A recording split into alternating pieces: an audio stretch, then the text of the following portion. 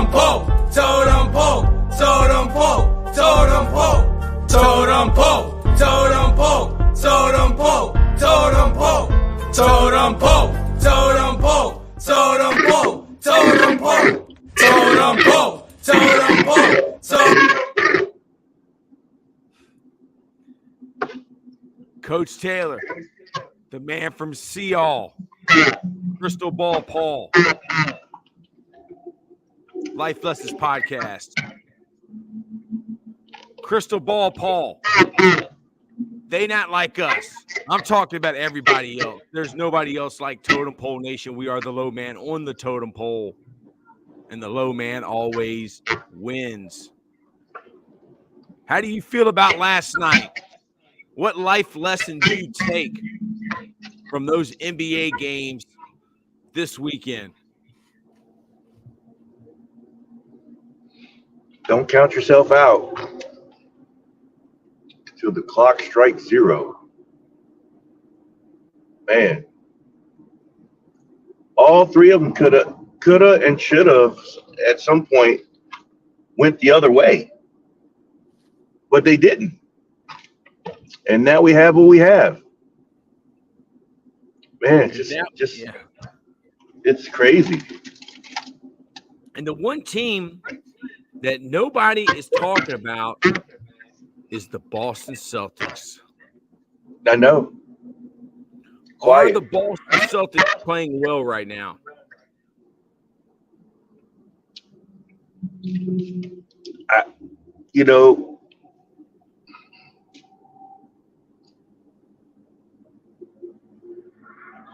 I don't know. And again, like I was telling Lambeau, the problem that they're going to face too, especially starting right now, is the intensity. Like, they played Miami with no Jimmy Butler, and then they played the last 2 games against Cleveland without their best player, Mitchell. Like, that's been their 2 teams in this playoff run. Like, they didn't play any intense. You didn't see them in intense games like the ones the Knicks had, and the ones Dallas had, and the Joker had last night. I mean, they've been done for a while. They're just sitting back waiting. I don't have a good feel for them, man. I just don't. It just Right now, after watching Dallas and Minnesota, who do you think is the hotter team? Who do you think will come out of the West?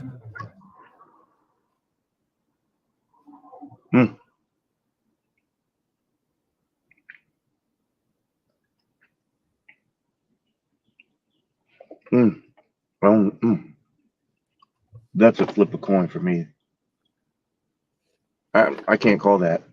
Well, I'm going to stick to my guns and say the Mavs. And did Anthony Edwards start to cement himself into NBA history with that big win last night, or was that more of a team win? Yeah, they were saying that this morning. It was a team win. Some guys really stepped up, but I mean, as the leader of that team, that's a huge deal. That's a huge win. When you're talking about knocking out the defending champs and then heading to the Western Conference Finals, that's huge. That is ginormous. But Ant-Man's special, man. He doesn't prescribe to getting rattled about anything. And I don't think he ever will. It's fun for him. Yeah, it is. Yeah, just like yesterday, Game 7, they were like, we need someone to wear the mic, and he's like, I'll wear the mic. I want them to hear what I'm saying while we're beating these guys in Game 7. I'm like, what? Who does that? But that's who he is, man. He's been there before. I love In the his story mind. of Jason Williams Yeah. tells. White chocolate. Randy Moss's high school teammate. Mm-hmm. He was coaching that AAU game.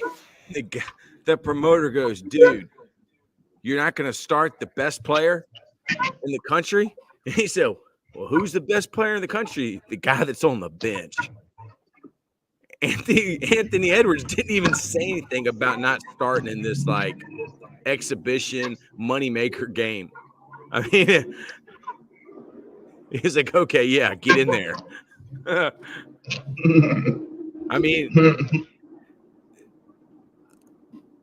I'm a big Ja fan, but Anthony Edwards can go up with Ja, and he's not small, and he does some Jordan-esque things. I mean, Yes. his body, dude. I think I should go back and find some old tapes of me saying this dude reminds me of Jordan, and I think Lambeau even laughed. He was like, "You're crazy. This dude reminds me of Jordan. He's my point of reference." And Joker, I don't know who Joker reminds me of. He's a real skilled center. I mean, I wouldn't say Dirk, but No, he's his own guy. I'd say more. I mean, and not even. I think he's better than him. But Arvydas Sabonis. But he's more skilled than Arvydas Sabonis. Sabonis was a big man that could get buckets in the paint and stuff like that. But I mean, all the guys in the past. he's to me he's just he like I just can't believe they lost last night. That's a disbelief. Like they were having their way, and I mean, and all they had to do was keep doing what they were doing for the rest of the night, and it somehow they made adjustments. Well, somehow the pattern just changed, and something said, "Hey, man, this is the Minnesota Timberwolves this time." Yes. You know, were there any questionable calls? There was a lot of sloppy stuff at the end. Like, I mean, the turning the ball over, and it was just weird, man. I think you can't. Somebody said it. Maybe it was Dr. Lambeau, which Dr. Lambeau. Go see the doctor. Just what the doctor ordered. Dr. Lambeau said it's the team that wants it the most. And that might be a life lesson. They're not like us. They don't want it as bad as us. It's all about want to. It's all about your three-letter word, try. Minnesota wanted it. Minnesota hadn't been to that big stage. They wanted to get to that stage.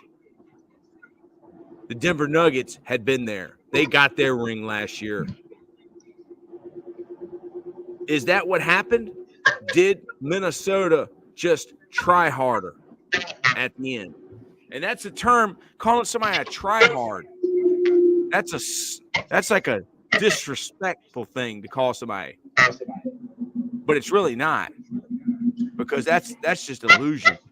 Trying to down somebody, tear somebody down for being a try hard. Try hards run the world.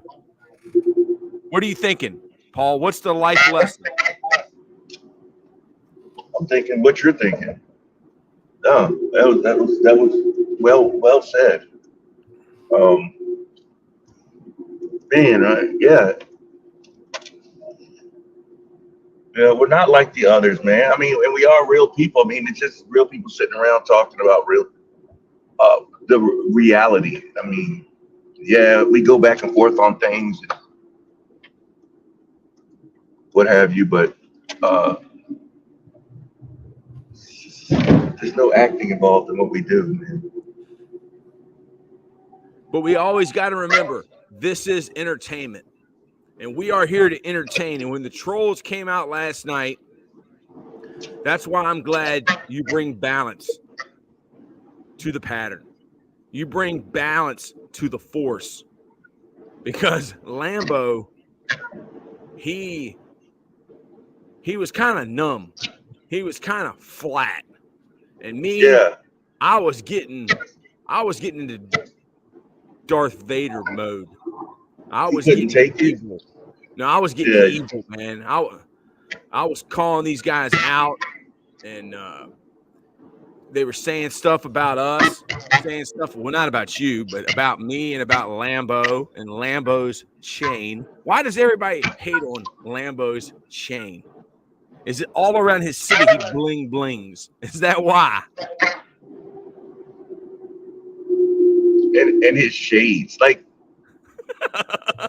it's amazing what people will call you out on when you can't see them.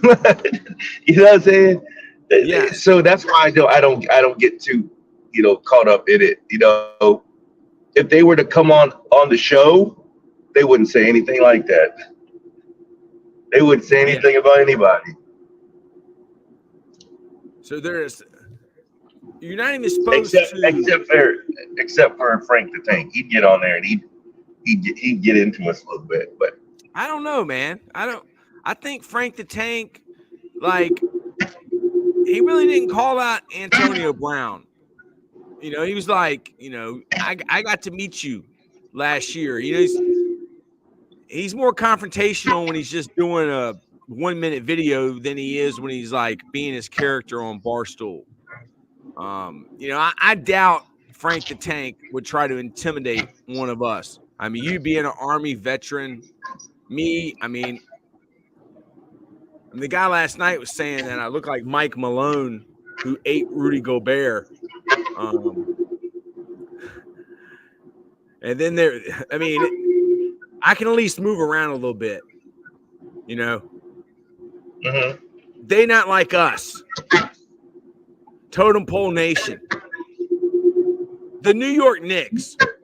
I picked the Knicks to win, but I was so glad to see Tracy Morgan and Spike Lee, who kind of, I don't know what Spike Lee is morphed into. I love Do the Right Thing. I love Mars Blackman. I love this movie Malcolm X. And, you always got Ben Stiller. Is that his name? From Meet the Fockers. Mm-hmm. At the game. And who else always shows up to the Knicks games? You got all these people sitting courtside. They want to keep these people relevant because they have movies or they're in production. Jason Bateman, he's starting to look like his character on Teen Wolf 2. But I'm glad all of them. Yeah, Jason Bateman.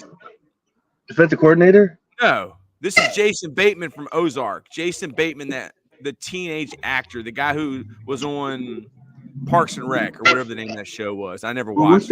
What's the guy's name at Texas A&M? Yeah, that's he's got the same name. Okay. Yeah, this is the actor. But I was so glad to see all those actors and celebritants and celebrities go home.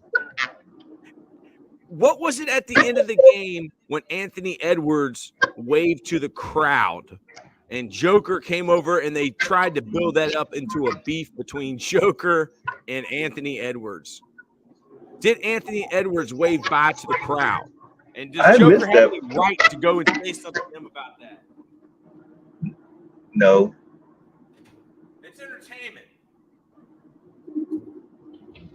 Yeah, just like. Did you see the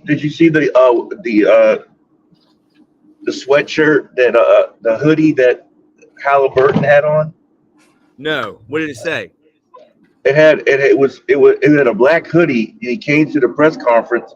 This black hoodie. We had a picture of Reggie Miller doing the choke sign, and his eyes are like blacked out.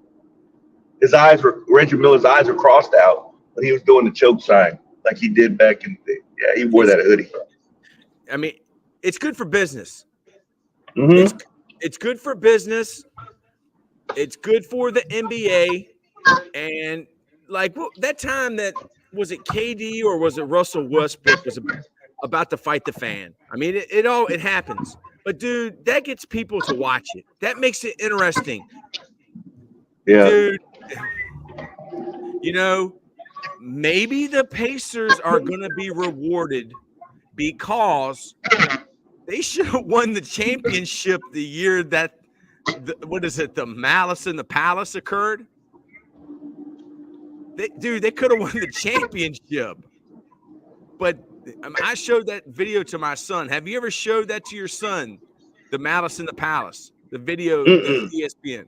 Yeah, you should show it to your sons because it's a great story. Like how a dude got blamed for throwing a beer and he didn't even do it, and some other coward, someone who was hiding, threw the beer and ran away. And when Artest, a.k.a. Meta World Peace, Ron Artest, ran up into the stands and he picked out a fan. I think, the dude that threw the beer pointed at the guy that didn't do it. And that guy that threw the beer, he pointed at the dude. And for some reason, when Ron Artest approached him, the guy started headbutting Ron Artest's fist. And dude, Jermaine O'Neal, he was all about it, man. They had each other's backs. That is dude, you need to watch that. That is fascinating because it takes you behind the scenes and like in the locker room after it was over with, like what they were thinking. And their thinking is like a typical teenage boy or a man who is not thinking about all the different scenarios and the consequences. They not like us. Like, dude, you throw a beer on somebody like Ron Artest, he ain't right. He ain't right. Like, you better be ready to fight. Tyson. Think about this quote. Mike Tyson says, some people have never been punched in the face before. They not like us. We're from a different era. It meant so much to me yesterday, your brother talking about how proud he was of being from Atoka. And now he's up there in New Jersey at Princeton. And I told him, ooh, I like this. Them guys are always ready for ops. What does that mean? Is that like opponents? Your ops. Them guys already, dude. If you don't have the same color uniform on as Ron Artest or Dennis Rodman or Draymond Green or Bill Laimbeer, like you're their enemy, dude. And they are enforcers, aren't they? You gotta have an enforcer. What enforcer is left? What team has an enforcer left in this finals?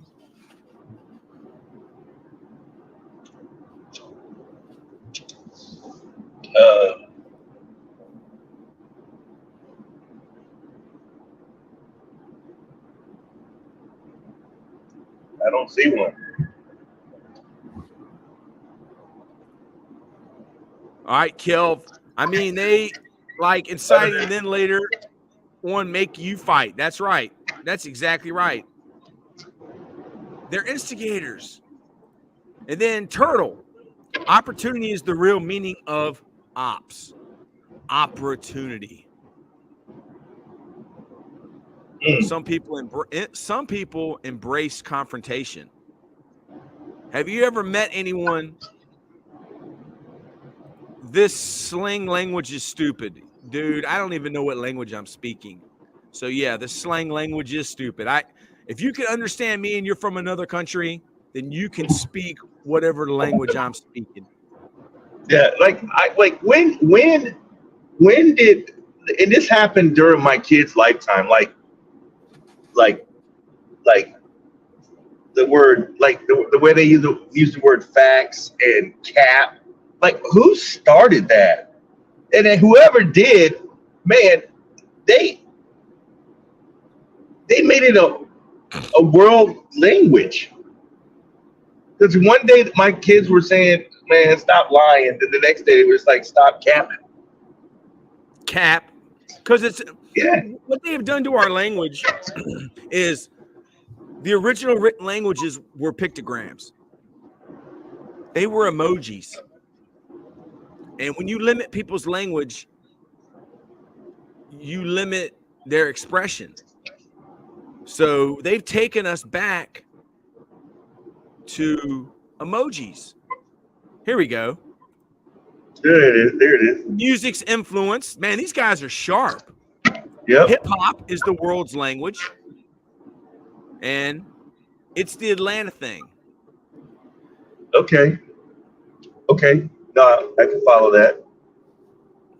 I can get down with that. No, yeah. Well, it really spoke to this generation because, man, that's how they talk.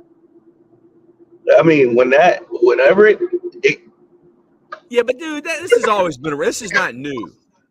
This is what separates the younger generation from the older generation is in the words that they use. I mean, can you dig it? Yeah, man. Are you bad? Are you down? I mean, can you dig it? Stuff like that. I mean, think about back Sanford and Son. Rilo. Like, who did you identified with the Son in Sanford and Son? I identify with Rilo. And then there was I mean, these are different archetypes, they're different personalities. Grady. I mean, Red Fox, dude, what a goat. T.I., dig it. Okay, y'all, I'm going to say this.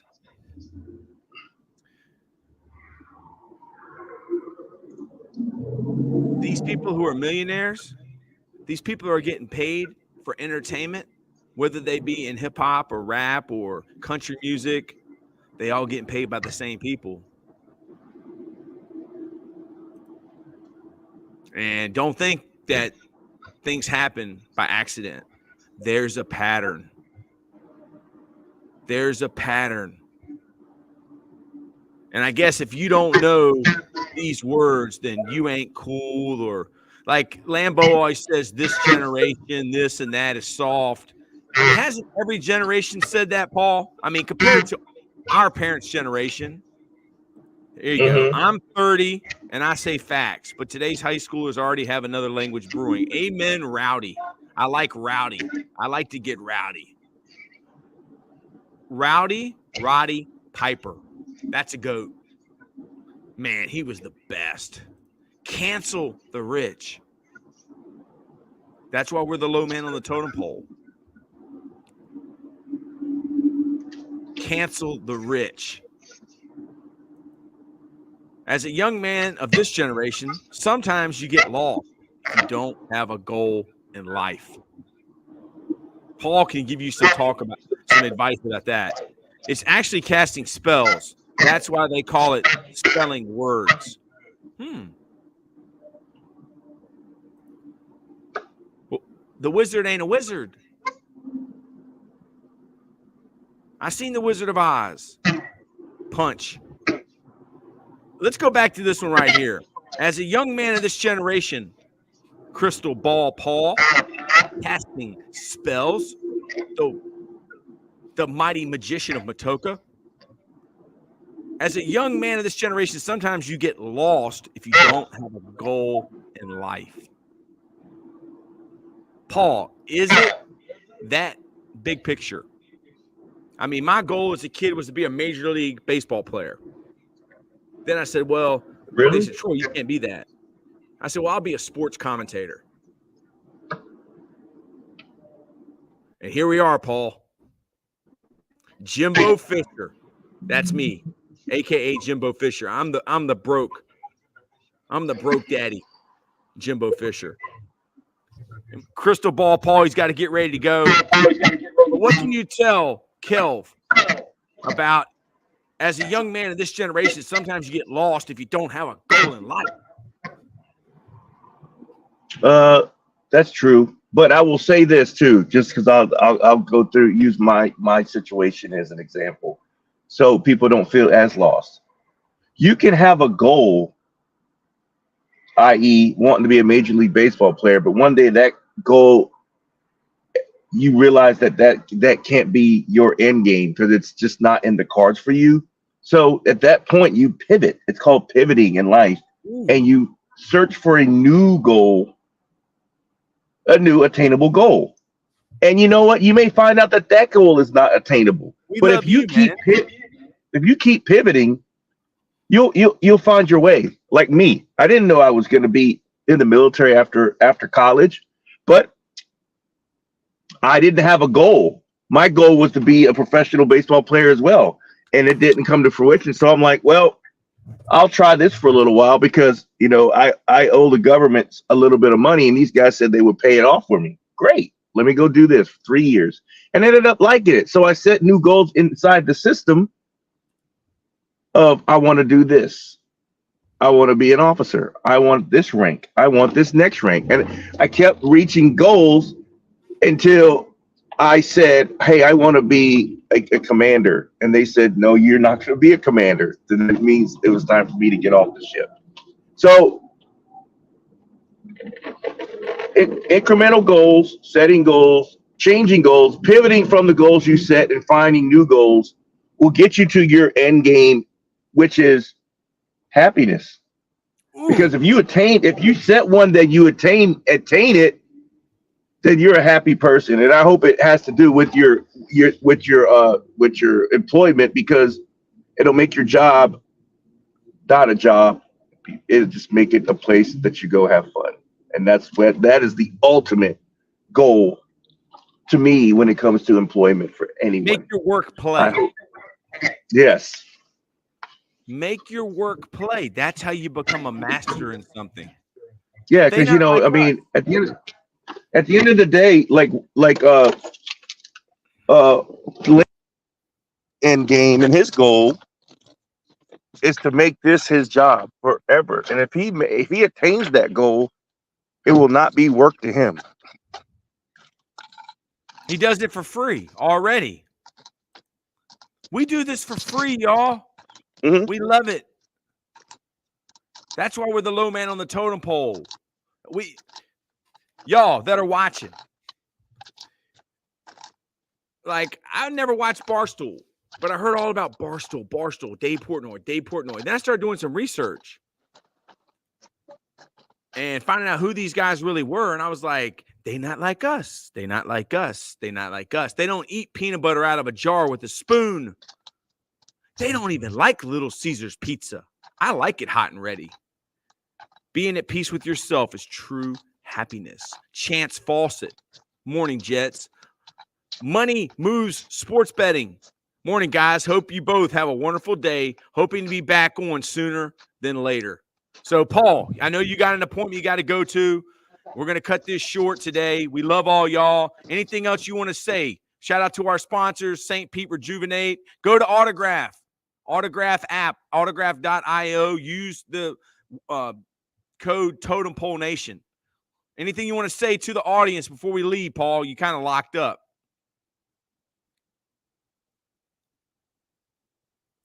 Yeah, God bless y'all, man. We're blessed. Thank you for subscribing. Thank you for rocking with Totem Pole Nation. We're the low man on the totem pole. I mean, look at us. I mean, I went to the flea market. I got this $10 watch. I mean, this is a heck of a watch for $10, man. I don't know. What do y'all think? Put it in the comments. We love y'all. Have a great day. You got a great day forward.